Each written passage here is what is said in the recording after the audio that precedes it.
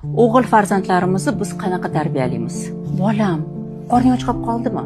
Ma ovqatingni yeb ol. Charchab qoldingmi? Borib damingni ol. Ishing o'xshamayaptimi? Mayli, xavotir bo'lma. Men o'zim bitirib qo'yaman. Otalar ham mayli, zato sen meni zurriyodimsan, o'g'limsan deb hech narsa qilmasa ham bolasi bilan faxrlanadi. Qizlarimiz esa-chi, yaxshi gap eshitishi uchun qanchadan qancha ishlarni bitirish kerak. Ya'ni qizlarimizga biz juda katta mas'uliyat beramiz. Ukangga qarab tur, posudani yuvib qo'y, uylarni art, changini art. Natijada qiyinchiliklarda rivojlanishi, charxlanishi kerak bo'lgan yigitlarimiz xuddi bir parnikda o'sgandek kuchsiz, ojiz, infantil bo'lib qolyapti.